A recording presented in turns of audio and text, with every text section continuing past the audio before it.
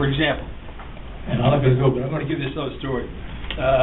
The St. John Villanova baseball, D in Tioga, great place to work. Worked the baseball game in D in Tioga.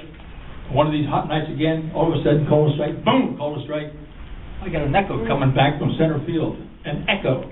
I tried it again later on, couldn't do it. I was back there twice. Every time I'm trying to see if I can get that echo in center field. Only worked one time, never listened to words. Working Twilight baseball, I had people in the stands and, during the course of the game, about the fourth inning. I'm working behind the plate, people in the stands saying, "McNally, we know where your car is." That's all right, I outsmarted them. As soon as I finished the game, I quick ran the Pep Boys and I got a locking cap for my gas tank station.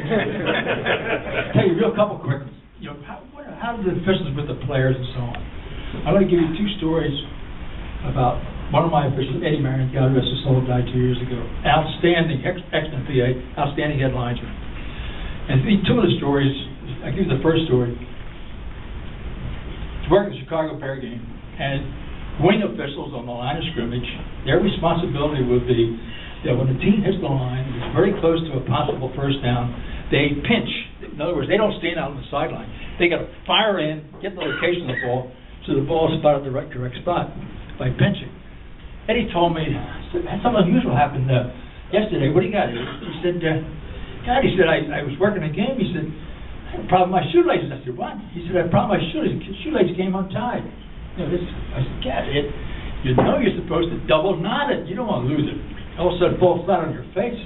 He said, yeah. He said, but it happened a second time. It happened a second. I said, like what? He said, okay, same thing. Pinched. Third quarter, pinched again, going in there. He said, all of a sudden, look down. Here's a dark hand reaching out. There's a player unlacing his shoes. The player's number was 34. I can't think of his name from the Chicago Bears. Okay, oh yes, it's Walter, Walter, thanks, I appreciate your help. Walter Payton, sweetness. This was a wonderful guy, wonderful, outstanding athlete, so on. First one was Eddie, second another time with Eddie. Eddie now has the Bears in Atlanta, and the Bears are going in, and they're down about the 12-yard line. Walter took the ball, boom, hit the line, down around the 4-yard line, tackled him down. He thought he put the ball down on the ground. He went back to the huddle. As he's going back to the huddle, here comes Eddie come in, and he ruled that Walter Payton just fumbled, and Atlanta fell on the ball. He's giving the ball to Atlanta to go back the other way. So as he told me later on, he said, I'm pointing, going back the other way. He said, all of a sudden, here's Walter, who went back into the huddle because he felt that he was tackling down, simply put the ball on the ground, didn't fumble. And when Walter saw that all of a sudden he's ruled a fumble going the other way, he came running out of the huddle so fast that he bumped into Eddie, knocked him off stride. Eddie threw the flag, 15 yards, tossed him out of the game. So when you get tossed out of the game in the National Football League in those years, it's an automatic fine, $500. The first and only time that Commissioner Loisel would not fine a player was Walter. He said, I'm not going to fine him. He says, got to be something wrong someplace. It turned out, we looked at the film, lo and behold, we found out Eddie was wrong. And Walter did exactly what he said, hit the line, 4-yard line, put the ball on the ground, get back in the huddle. Nevertheless, so I chewed out Eddie, but that's the end of it. Now, one last one about Walter. Sometimes as a supervisor, you get in a jam, you're going to do certain things. Part of my job, forget this thing, I'm going to holler it. Part of my job is to go before the season starts, now in my own element, and to talk to the players and the coaches about the new rules. Take about an hour. And you learn about doing it. And this time, you'd have maybe 80 players in the room. So this year, the clubs decided that they want to straighten up the uniforms and get, so there are no problems. So we had some players who were taking scissors and cutting the shirts, or some players who were pulling up their pants so that their knees were exposed. In other words, they didn't have padding over the knee. And they wanted to straighten all this. They said, look, among other things, we don't want players to have knee pads and put them on the outside. You got to cover them. Everybody's the same. You got to cover them. Okay. So I'm in with the Bears. And I start talking about the new rules and so on. I said, by the way, we got a new rule coming up about uniform. And the rule is basically, I'll tell you right now, it's being worked on, but basically it's this. All players If you want to wear knee pads, fine. But you got to take the lower part of the pants and cover it. No knee pads on the outside. Okay, that's the end. Next rule. All of a sudden, in the back of the room, here's Sweetness. Walter stands up. What do you got, Walter? He said, Art, he said, I've been playing high school, college, and now pros. He said, I have always worn knee pads on the outside. He said, what's the problem? I said, it's not. Anyhow, the bottom line is we're talking now 6 or 7 minutes. I'm trying to get him settled down. And the players are all going to bat for Walter, and they're all against me, all 80 of them. So I finally said, look, tell you what, this is my first team I'm hitting. I will find out over the weekend. I'll get back to you. I'll get back to your coach, who was at the time, his name was Armstrong. I'll let you know next Monday. Settle down, let's finish. Okay, good. Okay, so we finished. I didn't get any more of it. This was on Wednesday. The next day, Thursday, went to Green Bay. From Green Bay, went to Mankato for the Minnesota Vikings. All right, that's the third. Now I come back. Now I got a preseason game in Chicago. I came back to Chicago. Made arrangements with the referee, Cal Lepore. Sat down. We were going to have a nice lunch. And Cal said, listen, I understand you were here in Chicago last Wednesday. I said, yeah, but he said, well, there's a little bit of a problem. I said, what's the problem? He said, well, apparently when you left, Walter was talking to some offbeat reporter about knee pads.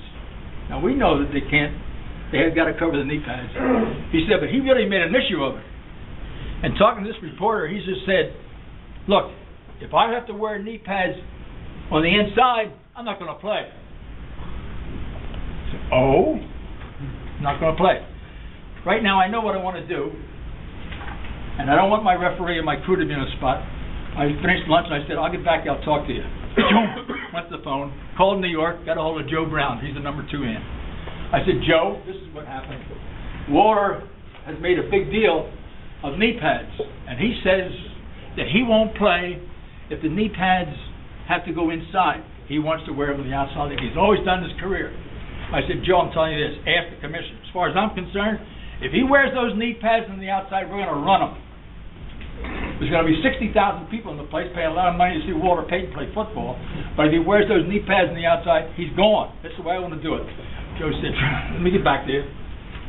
So I sat in my room. About 15 minutes later, he called back. The commissioner said, okay, go ahead and do it. So now with my officials, I told them, this is what the rule is going to be. If Walter comes out there with the knee pads because of what he had said and so and so, he's gone. He's out. If he wants to change them, we'll let him back in later on. Understand? Fine. Okay. So now we go to the night of the game. 7:30 kickoff. 1 o'clock.